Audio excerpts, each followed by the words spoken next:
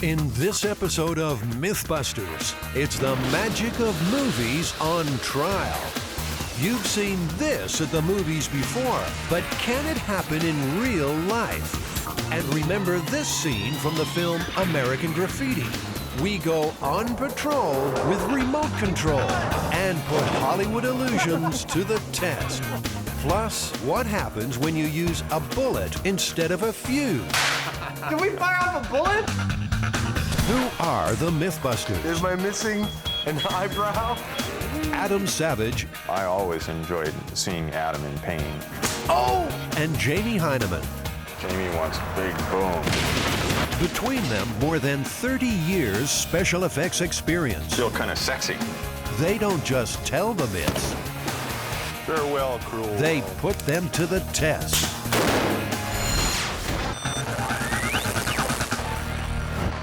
You know a rock band has made it when they get their own private jet. The Mythbusters know they've made it when they get to destroy their own private jet. Ladies and gentlemen, please fasten your seatbelts as we test the myth of explosive decompression. The myth is that if you are in an aircraft at altitude and you poke a tiny hole in the exterior of the plane, will you get sucked out through that hole and potentially cause an explosive decompression?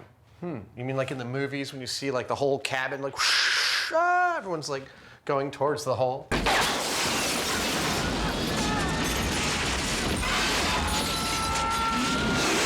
That's it. Cool. Well, this narrative's been around for years, probably as long as high-altitude flying has been around. This also comes from this, dual fear of flying and guns. Two things that can kill you, two things that you have little control over. So, you see this image enough, and we've probably seen it dozens of times in film. It does become rather real. It's a pretty startling image. I think most people are thinking about a gun with this myth. And so we're going to have to buy a pistol and put a remote firing mechanism on it, a motor of some sort that we can operate from outside the aircraft so that we don't have to be in there when this happens. Jamie has bought a 9mm handgun for the experiment. He has a hunch about what he needs to do. And these things are taken out of vending machines for soda, and this is the motor that actually launches the can of soda down out of the reservoir and into the slot. But this is a troublesome little challenge. That'll work. And soon we can't reach Jamie. He is like a myth-busting monk in his trance-like problem-solving state. Then the way becomes clear and the rig takes shape. It's an ingenious device.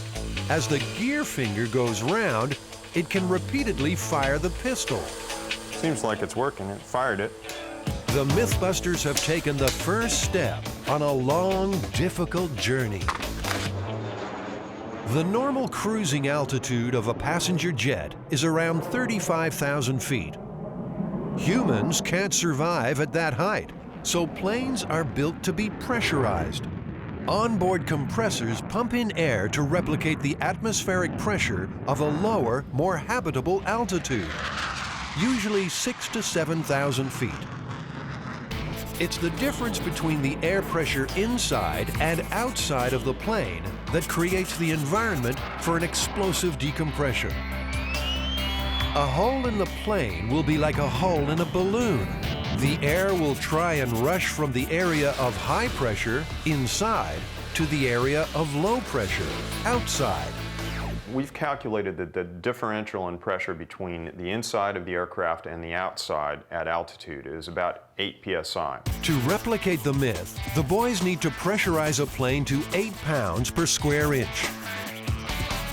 Adam has found their test subject already, a DC-9 passenger jet. Actually, this is a plane that's being salvaged. And so they would go into it and pull out all the stuff that they can resell, the avionics, the cockpit windows, the chairs, the bathrooms, and then they'd scrap the rest of it. It's a big plane though, isn't it? Yeah, it's like over 100 feet long, this thing. It's definitely not small. We're gonna have some fun. It's a full-size jet airliner. Yeah. A full-size jet airliner won't fit in Jamie's workshop. so the workshop goes on the road. This is the Mojave Desert, north of Los Angeles. Out here, low rainfall plus low humidity equals low corrosion, a perfect solution for storing aircraft. This is a giant parking lot for the world's airlines. Most of these planes will fly again. Some will land on the scrap heap. You know, the more time I spend around planes, the more they absolutely mystify me. I'd be a terrible airplane designer because I'd look at it and I'd go, yeah, like that's ever getting off the ground. This retired DC-9 once flew for Hawaiian Airlines. Now its wings are clipped, and it's slowly being recycled for parts. But first, it will become the Mythbusters Explosive Decompression Laboratory. When do you ever get to do this? This is so cool. Wow.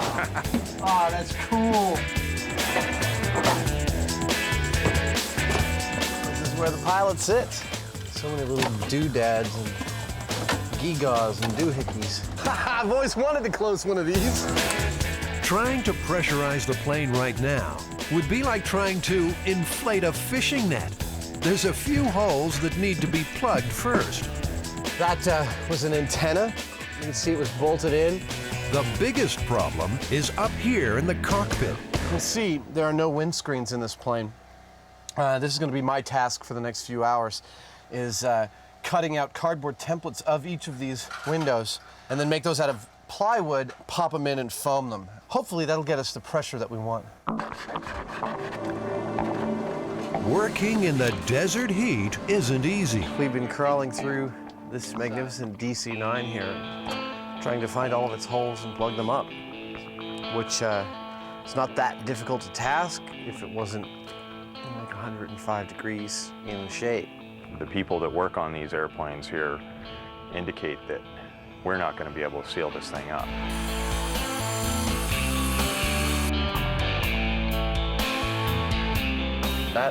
We're almost done. We're almost done with this cockpit.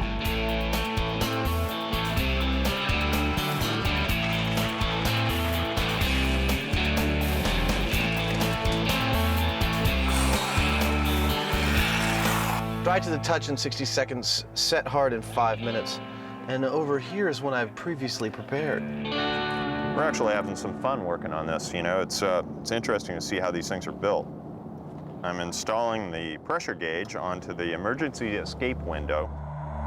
This gauge will be critical during the experiment. Once it reaches 8 pounds per square inch, we know the difference between the pressure inside and outside of the cabin is exactly the same as it would be at 35,000 feet. It will be time to fire the gun. The plane seems to be sealed and ready, so Jamie and Adam put it to the test. To fill something this large with compressed air, you need a big compressor. And they don't get much bigger than this. Looks like it ought to be able to fly by itself with those big outputs. Yeah, I know. This is a huffer. Normally, it's used to start the engines on a 747. Now on unload, it's just venting all of its air out the roof. And you go to jet start, and it puts every last bit of it into that hose. Sounds dangerous. Apparently, if the huffer coupler came off while it was pressurized, it'd pretty much take your head off. Before there's any huffing and puffing, Jamie gives his signature safety speech. Signed, sealed. Let's deliver it.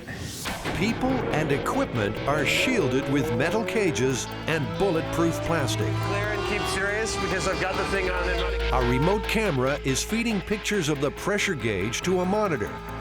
Jamie will call out the readings to Adam. The cabin pressure is starting to rise.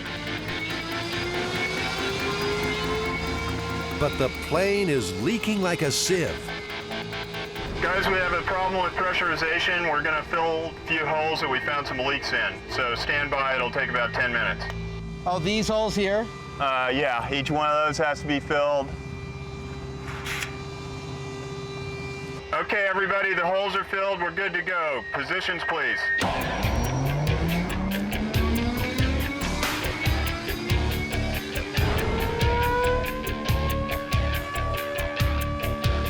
2 psi, 3, 4, 5, and we're at 6 psi. Then trouble. What happened? We've got a blowout on one of the cockpit windows. Whoa! We got up to 6.5 psi on that. We're within spitting distance of our goal. But what was that black bag we saw flying over the plane?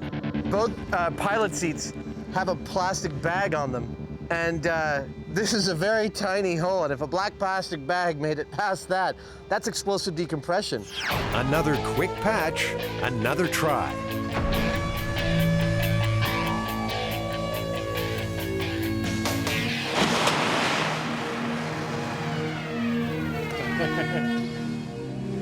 The whole piece? And that's why aircraft windows are built from 3/4-inch bulletproof glass and not plywood and foam. One of the pilot seats was sucked out of the plane and blown over 200 yards away. Is that? It was between the one on the fence and the next one in. Oh my God. I thought it was a piece Let's of go plywood. see Jamie. That's the seat from the pilot's chair. Yeah. And that's what's left of the plywood. I'm surprised, and I'm a little concerned. The cockpit windows are going to take a little more work, but that's a job for tomorrow. Next morning, Adam continues his battle to seal and secure the cockpit windows.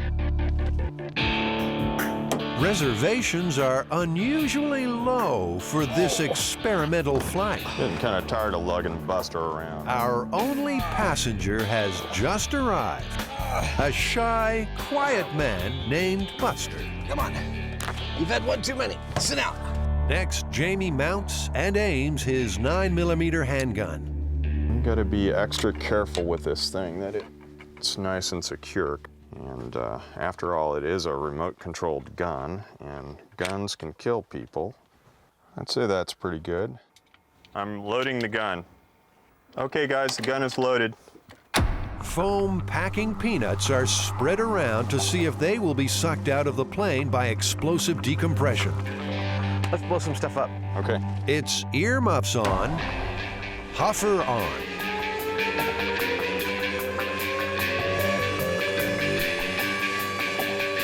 As the pressure rises once again, Jamie monitors the gun through a remote camera. We reach 8 pounds per square inch. He activates the remote firing control and shoots a hole in the skin of the jet. The plane doesn't tear open. And apart from a puff of compressed air escaping, nothing dramatic happens. You know, it did make a hole in the fuselage, and we were at the correct pressure, and I notice our packing peanuts are still in place, and so is Buster. The plane did not explosively decompress. Yep. Perfect. And just plug that sucker right up. Well, we did it there, little buddy. Don't call me little buddy. Yeah, you know, we pressurized the DC-9. They said it wasn't possible, and with a little foam and a little ingenuity, I think we did an admirable job here. I'm really pleased with that. Yeah, it held the pressure, and the gun rig worked, just like clockwork. The next experiment is to see if a bullet fired at a window will cause it to blow out. I'm re-aiming and reloading the gun, so nobody walk in front of the plane from now on. Starting the huffer. The jet is pressurized. Jamie prepares to recreate the scenario we've seen in many movies, a gun firing inside a plane. Will it cause explosive decompression? Jamie pulls the remote trigger. The gun fires. But nothing happens. Well, that didn't seem to do much at all, did it? Dead center in the window, though. Nicely aimed. Our high-speed camera shows the bullet's impact with a plastic window, but no reaction from Buster. The bullet went straight through. Clearly, Buster did not. No explosive decompression here. I think we definitively showed that a small puncture hole, either in the fuselage or in a window of a plane, is not going to cause the plane to explosively decompress, and you will not be sucked through that little hole. Well, the myth is definitely busted. Small holes ain't gonna do it. So now it's time to see what happens with a big hole. Later in the show, we put the explosive in explosive decompression. Starting the huffer. Mythbusters experiments are meant to be fun. But doing donuts with a remote control cop car? What excuse could they cook up for this? It's a myth called rear axle. This is really a Hollywood myth that we've got here, you know, busting what's possible in the physical world and what's possible in the Hollywood world. And this comes from a movie in the early 70s called American Graffiti, about kids in the late 50s. And in the movie, one of the actors plays a trick on a cop car. He takes some cable, puts one loop around a pole, and the other end wraps it around the rear axle of a police car. And he takes off in front of the car. And as the police car goes to chase him, reaches the end of the cable, and the rear axle is yanked completely out of the cop car. That's what we've got to duplicate. When will the fun ever stop?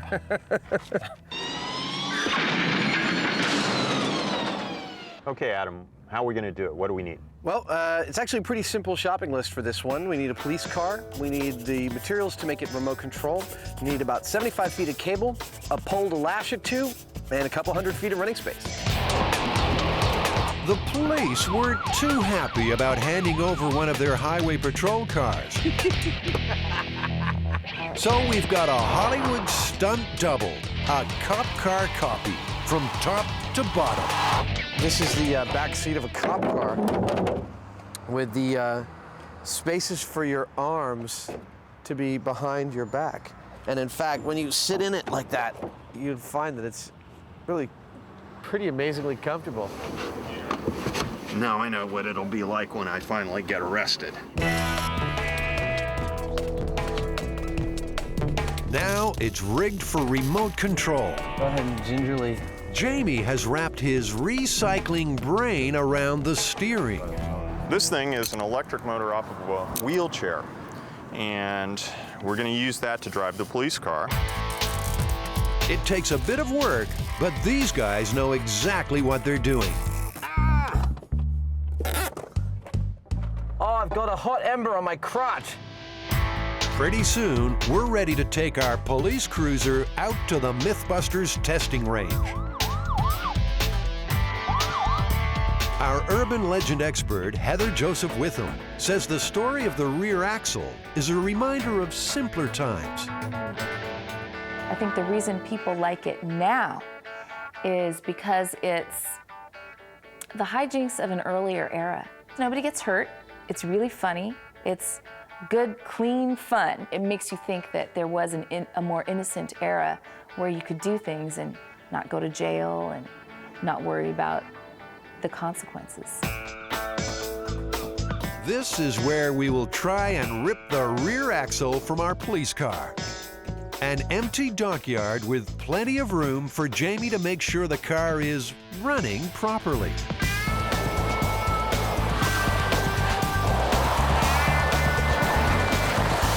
I'm gonna have to get a turn doing that. Apart from the mustaches, these two haven't changed much since elementary school. Come on, it's my turn. What, you think I'm getting out of this thing? Not.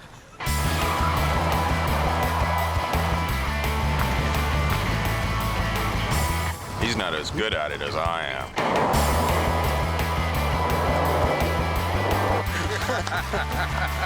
We could just sit here and do this all day. All right, back to science. You've got the brake set up so that it fails safe, right? As soon as it would get out of range from you, the brake goes on, right? Okay, well, we'll try to do that. A runaway driverless police car is one danger. The other is this steel cable. My guess is it's going to break, and when that happens, it's going to snap. And when it snaps, it could probably, like, cut somebody in half. So crew and equipment are tucked into the Mythbusters' trusty Lexan safety shelter. The cable will be tied to this telephone pole. Shall we measure 75 feet from the pole? Sure.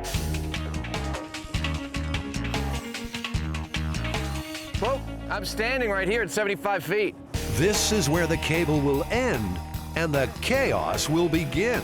You think Buster's gonna be our driver? Well, yeah, I think it's another job for Buster. You ready, buddy? We got a police uniform for you. It's gonna look like one of the village people.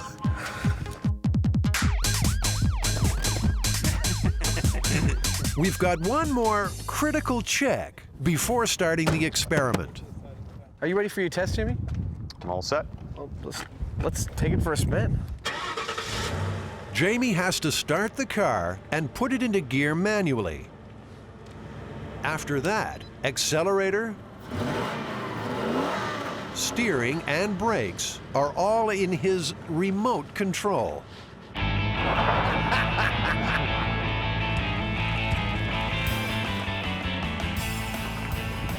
But maybe not his complete control. Oh, watch it, Jamie. Why don't I put it in reverse there, Heine? Did you forget where the brake was? Can you do a donut, man? Come on, let's do donuts. We'll see. Jamie's still getting up to speed. Now, did someone order some donuts?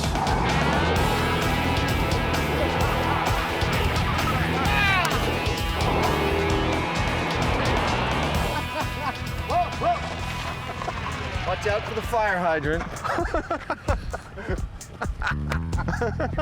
Oh, that is sexy. An empty car doing donuts and a police car with its lights flashing. No, I checked. There's nothing more fun than that. You just know what's coming next. So can I drive it around a little bit? I won't do donuts, I promise. It's a delayed thing. You can ruin the car real quick. Okay, so the main thing is the most awkward thing is the brake because it's a delay. This is Adam and Jamie's childhood dream times 10. It's a remote control police car with lights.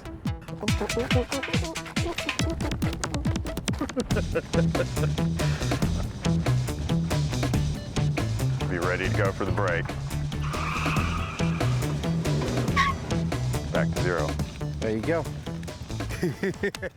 That's all I wanted to do. I'm going to assemble the cable. So I'm going to get the cable in the hardware. I'm going to drop it about 4 feet from the pole over here and assemble it. 75 feet of cable, 5/16 of an inch thick.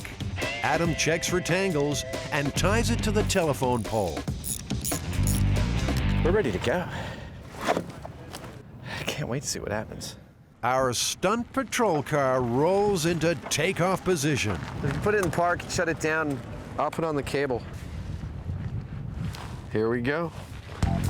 Adam loops the cable round the rear axle. Just like in the movie, Officer Buster is unaware his car is being tampered with. Basically, it's around the right side rear axle. We're wired and ready. But can our cable pull a plug on the rear axle? Find out later in the show.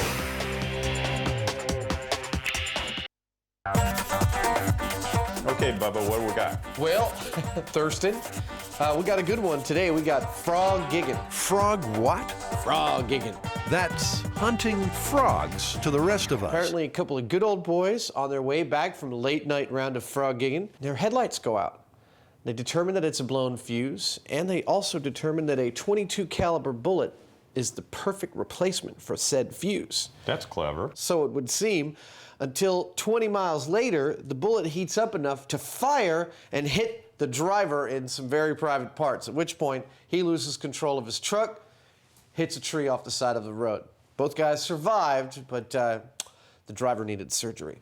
The internet turned this story into an urban myth. In 1996, an internet story appeared that purported to be from the Arkansas Democrat Gazette. The title was True Life Redneck Tale. If you name something that has authority like a newspaper, then that makes it even all the more plausible. Now, in this case, the Arkansas Democrat Gazette got all sorts of flack for this story, and they had to print an article saying that they never printed the original article. So what do you think we're going to need for this, Jamie? First thing we've got to do is find a pickup, and it has to have this kind of fuse in it. The old kind of glass-style fuse that's shaped like a bullet, you mean? Yeah, that's the one. Jamie and Adam head off on a hunting trip of their own. So, Jamie, you're from Indiana. What the hell is frog gigging?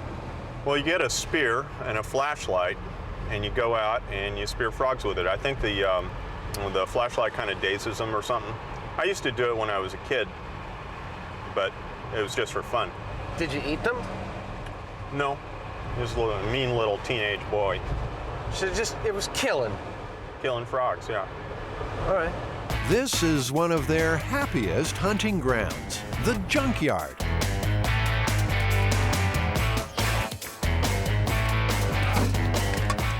Stop. Bingo, Jamie. We got one. There are pickups by the truckload, but bagging the right type of fuse facing the right way, well, that isn't as easy as spearing frogs in a pond. This Mitsubishi appears to have the closest thing out of all the pickups that we've looked at to a fuse that's aimed directly at the driver. I think that's the best we're going to do. I'm going to pull it out. $5 for a simple antenna. It's electric. That makes 15. The junkyard junkies were only looking for a fuse box, but it's turned into quite a shopping spree. No one's going home empty-handed. Well, that's what we need for the show. But this is what I came out with. The boys have decided to install this retro fuse box from the junkyard into Jamie's old pickup. Oh, yeah. We're burning rubber now. Hey, baby, you want to ride, huh? Adam gets to work wiring the circuit, while Jamie rigs up the fuse box. I pulled this one out, and I'm going to crimp onto that. And then put it back in? Yeah. Cool.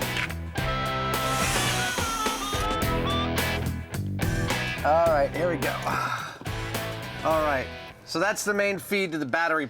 Yeah. Battery's hot. Hey, they both worked. All right. Cool. These are the .22 caliber bullets used in the Myth. As replacement fuses, they work. Check this out. Almost like it was made to fit in the fuse holder. Yeah, it actually snugs right in there. All right. You know, I don't think it'd be that bad of an idea as long as you didn't get a short. The truck is ready. If the bullet goes off, a high-speed camera will record its path by the microsecond. Time for Buster, our professional crash test dummy, to get behind the wheel. Jamie and Adam will be trying to fire live ammunition here. And taking a hit in the pants from a bullet is one part of the Myth they don't want to recreate.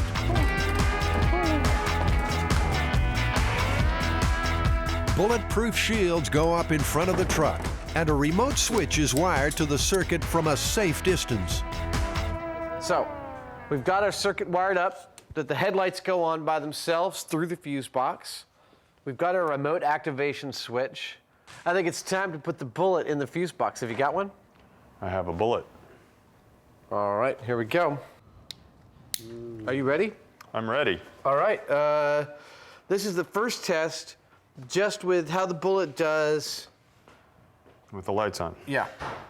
This does prove one part of the Myth. The headlights are on. A bullet will complete the circuit. They went for 20 miles, which I guess means about 20 minutes. So let me get you an alligator clip. We've got a stopwatch. When it's quarter after. Yeah. While the truck goes for an imaginary drive, Adam has a very real nap. No, with me first. In fact, so Adam, it's been a solid 20 minutes. Well, given that nothing's happened, I think we could give it another 10 minutes. Just to be sure. Yeah. Okay. Yeah. It's been a long and utterly uneventful trip home for Buster. It's been about 30 minutes. I think we're ready to check it out. You want to disconnect and I'll go read the temperature on our bullet? Okay, you ready? Yeah. Hey, Adam, do it from a distance for... Yeah. No, I'm not going to put my eye up to it or anything. So I got a temperature off the bullet of about 113 degrees. Nothing real special there. It gets hotter than that in the summer in a car. And bullets don't often go off that way. Okay, so what could set that bullet off? When a fuse blows, there's usually a good reason for it. You know, it just doesn't do it by itself. My guess would be that there would be a short. So you say we just short right across the bullet from the battery? Yeah, let's bypass the light bulbs and see whether we can get the bullet to go off, if anything works that well. A short circuit is when the electricity coursing through the wires of a circuit is diverted to a shorter path, usually one that allows much more current to flow through it. That's when a fuse would normally give way and stop the dangerously high current. So I'm going to short across the leads of one of the headlights. We're about to cause a flat short right across the circuit, and that will either heat up the bullet, set off the bullet, or it will fry the wiring. No matter what, never connect red to black.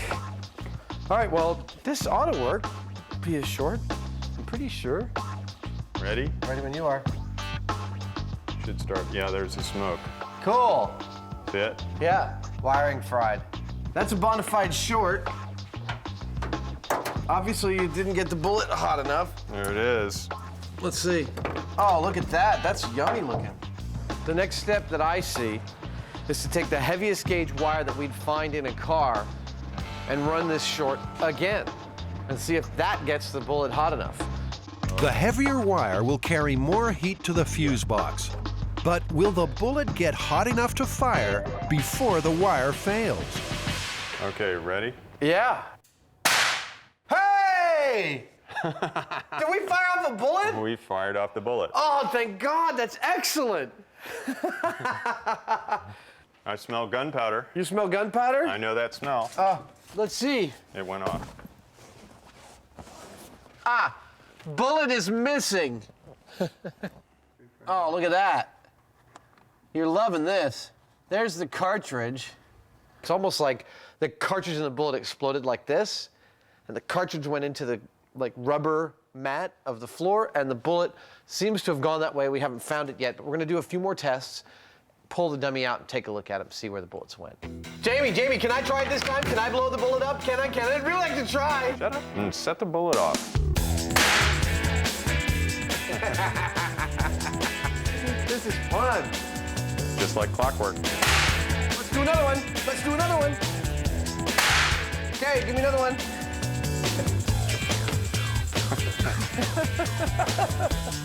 Here, you grab one, I'll grab the other. We'll do like a Wonder Twins one. Okay. There we go. All right, ready. I'm impressed with how fast this works. Turns out to be a pretty effective way of setting off a bullet. It's not lethal, I don't think. But you know, the thing is, there was nothing in the myth that said that he took a lethal hit. I mean, I have to say, if I put a bullet in a fuse box and 20 minutes later I hear a bang and I feel something smack into my groin, I'm gonna freak out and run the car right off the road. Buster has faced the fuse box firing squad 10 times. Let's see if that broadside made a mark. The high-speed camera shows at least one bullet shooting towards Buster's bits. Warped and twisted by the firing, some of the shells also turned into threatening pieces of shrapnel. I laugh every time I do that. Jamie takes a closer look and makes a startling discovery. Ooh, look at that. That wasn't there before. See that? One of those bullets at least shot a hole in his pants. And there's actually there's another bullet hole down here and here. While those pants are full of holes, Jamie can't find any signs of damage on the dummy's legs or torso. I don't think that those bullets had enough force to really do anything. I bet if he were a real person, he'd probably have some pretty nasty little bruises. That's about it.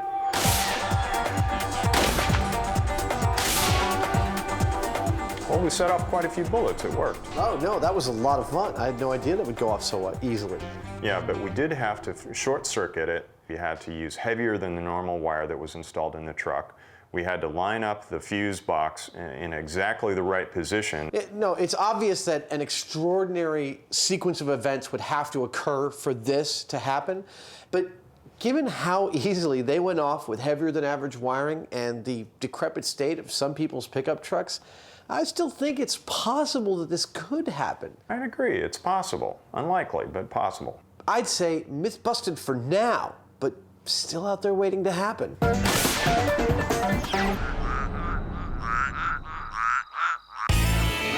happened in the film American Graffiti. But can the Mythbusters do it for real? We've got a remote-controlled police car tied to a telephone pole. Will we remove the rear axle? Let's go. Everybody ready? Yep, ready. Jamie starts the engine and runs to his safe driving post on top of this building. Okay. Get ready to goose the throttle. Our police car is off in hot pursuit. The cable whips into one of the cameras. And driving blind, Jamie pulls off a remarkable remote-controlled stop. Inches from disaster. Your stopping was beautiful. So it snapped at the pole, huh? Yeah, it looks like it's dragging the cable. Looks like it snapped at the pole. I think we need a stronger cable. It turns out the cable hasn't snapped. It's simply come undone. Yeah, nothing broke. I think the next time we have to either duct tape it or, I brought some of that binder wire. Yeah, I think we should definitely bind it with wire when we get back there. Yeah. Shall we reset the car? Yeah, everything's fine, fortunately. I'll tell you when to go, Jamie. All right.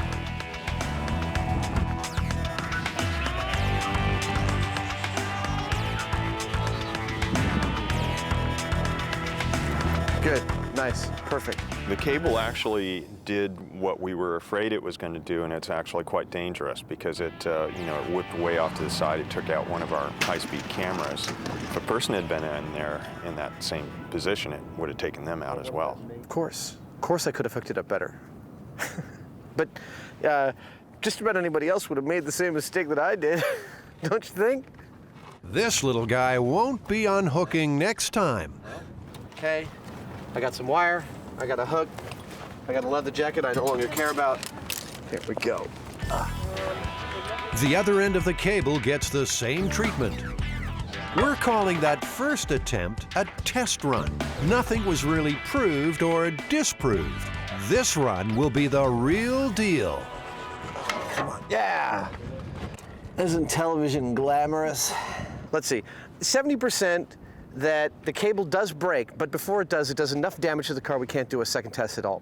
20% that it actually breaks but doesn't do any damage to the car, we can do a second test, weaken the axle, etc. 10%, it works perfectly, yanks the axle right out of the car. I believe if you add those numbers up, they come to 100%. We have a remote-controlled police car with its axle tied to a telephone pole by 75 feet of cable. Let's step on the gas. This time the cable really snaps. That's spectacular. I should point out that the cable has a braking load of 15,000 pounds. I would say right there, that would be myth busted, definitively. Big cable, bigger than even I thought was the one used in the movie. Still snapped. It's a standard Ford chassis, not dissimilar at all from what they had back then. Myth busted. And what about Adam's bold pre-test predictions?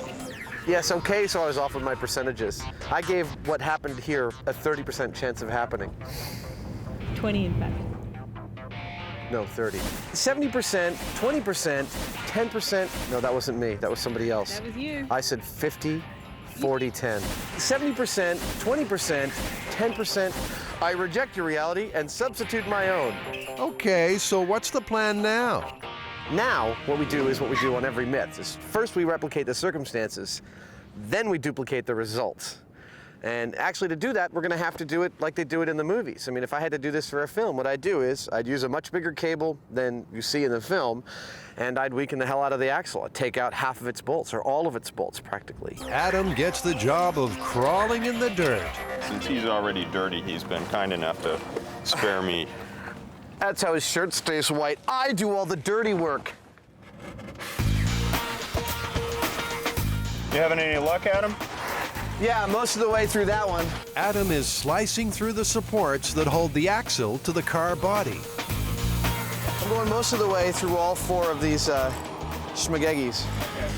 Jamie had a visit from the cable guy and scored an upgrade to super size. This is 5/8 instead of 5/16, and the braking strength of this is approximately 10 times the weight of the car. And I don't think we're going to break this cable. I'm going to go around the extreme right end of the axle, too. I figure all the leverage action we could get is good for us, don't you think? I agree. So I think that's as good a job as we can do. I'm dirty. I'm the 8th dwarf, dirty. When this cable comes taut, it's going to twist and hopefully torque that differential right off, and the whole thing will come off. I've taken the oxy torch and I've cut through probably about 75 to 90% of each one of those 4 control arms. Either we're going to simply stop the car or we're going to break the car. I think we'll sooner shear the post off at its base than snap this cable. The car is ready for its final run. Okay, ready?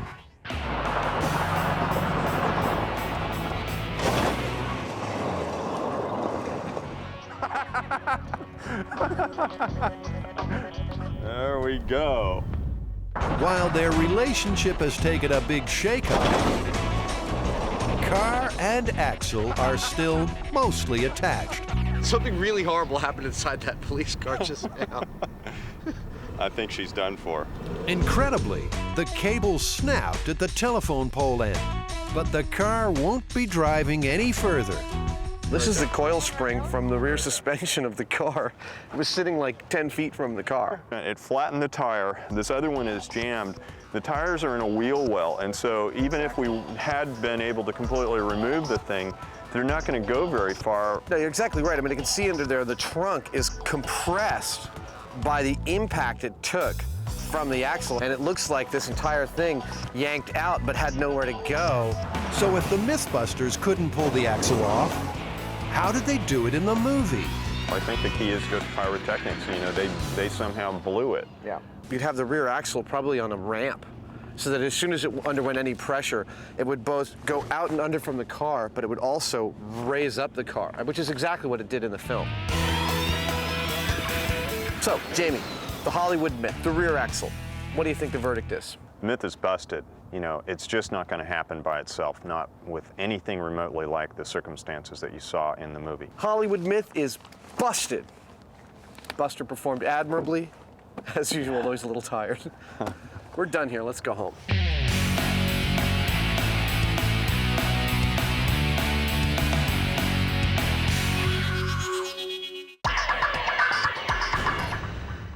You're in a jet at 35,000 feet, and there's a hole in the fuselage or a window. What happens? Do you get sucked out in an explosive decompression or not? So far, the Mythbusters have shown a bullet hole will have no immediate effect on cabin pressure. The tiny amount of air that can leak out is not enough to cause a rapid decompression. Well, that didn't seem to do much at all, did it? But what about a bigger hole? Say, an entire window gets blown out. That's the next phase of our experiment. So, Boyd, I think we're going to need your help. Hell yeah. I think I can solve all your problems. Boyd is today's guest pyrotechnician. He sets a charge on Buster's window. Okay, Buster, get ready for a big bang. We're clear, over. Our super air compressor, the Huffer, pressurizes the plane to 8 pounds per square inch. The pressure difference between the inside of the plane and the outside is now the same as it would be at 35,000 feet. We're ready to fire. 3, 2, 1.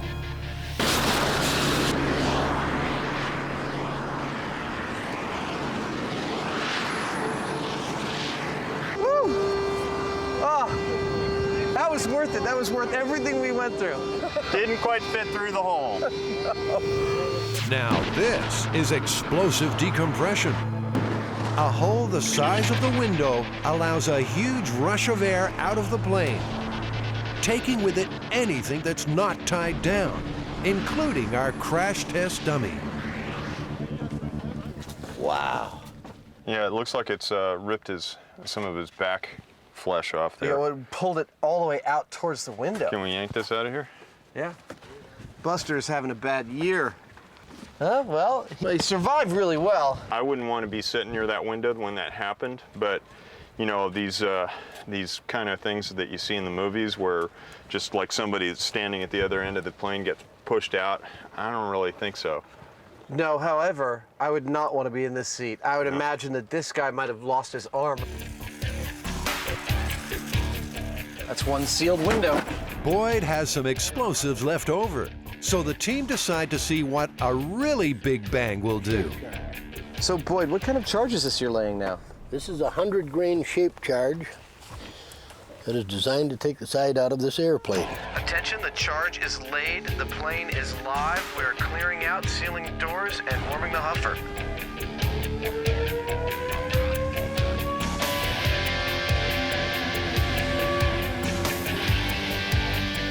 We're back up to pressure and ready for ignition.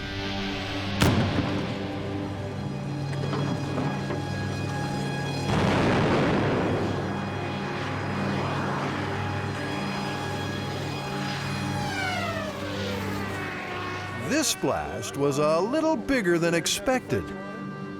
I'm glad we were over there. Everybody's all right.